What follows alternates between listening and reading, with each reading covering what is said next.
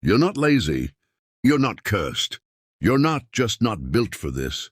You have habits that are quietly bankrupting you, and you don't even know their names. Right now, somewhere in Lagos, Nairobi, Accra, Kampala, someone.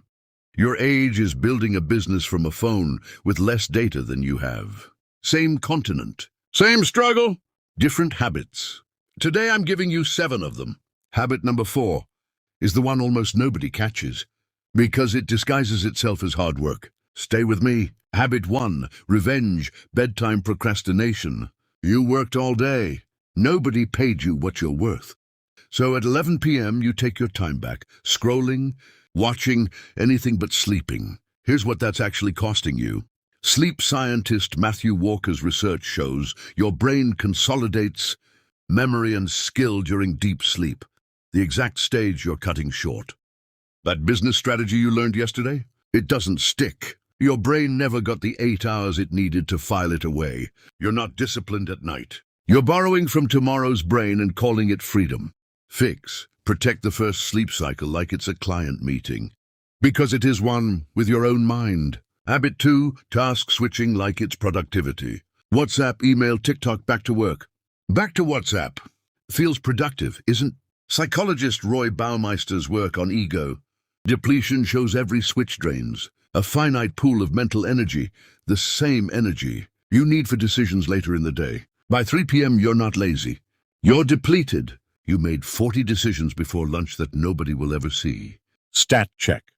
Research on task switching shows it can cost up to 40% of your productive time. Not exaggeration, measured. Fix, single task in blocks. Phone in another room. Guard the energy like capital, because it is. Habit 3, setting goals without a trigger. I'll post content consistently. I'll follow up with clients. Vague, weak, dead on arrival. Psychologist Peter Gollwitzer studied this exact gap, the space between intention and action. His research on implementation intentions proves that a goal without a specific, if then trigger rarely survives contact with a busy day. I'll be consistent has no trigger. If it's 7 a.m., I post before I eat breakfast. That has a trigger.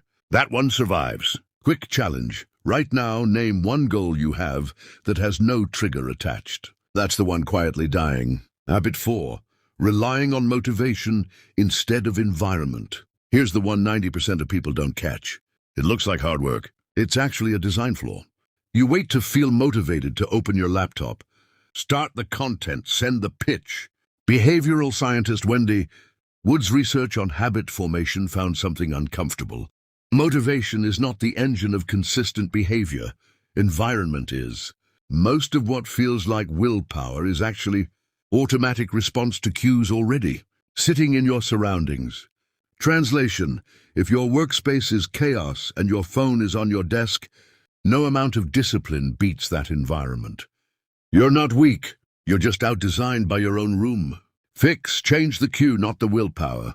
Charger outside the bedroom. Laptop open before you sit down. Let the environment do the work. Motivation keeps failing to do. Habit 5, watching instead of doing. You've watched 40 videos on how to start a business.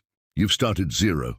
Cognitive psychologist Robert Bjork's research on retrieval practice shows learning doesn't happen from passive input. It happens when you're forced to retrieve and apply what you took in. Watching feels like progress because it's comfortable. It's not progress. It's rehearsal for a performance that never starts. Pattern interrupt. How many tutorials have you finished this month versus actions you've taken because of them? Sit with that number. Fix, one video, one immediate action. No second video until the first idea gets tested in the real world. Habit 6, never auditing what's actually working. You post, you sell, you try, but you never stop to ask which of this actually worked and why.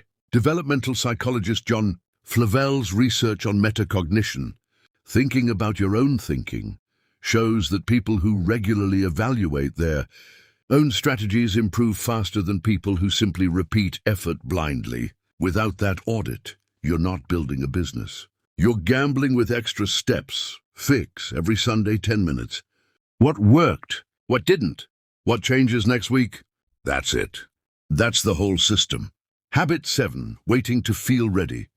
This is the one that costs people the most years. You're waiting for confidence to arrive before you act. But confidence isn't a precondition. Wendy Woods and Baumeisters combined. Research points to the same truth. Identity and confidence are built through repeated action, not the other way around. The feeling comes after the behavior, not before it. The version of you that feels ready is on the other side of doing the thing unready. There is no other entrance. 7 habits. 7 quiet leaks in your time, your money, your momentum. None of these are about discipline. They're about design of your sleep, your environment, your goals, your feedback loop. Comment which habit hit hardest. I read everyone. And if you want the system that fixes all 7, subscribe, because that's exactly what's coming next on this channel.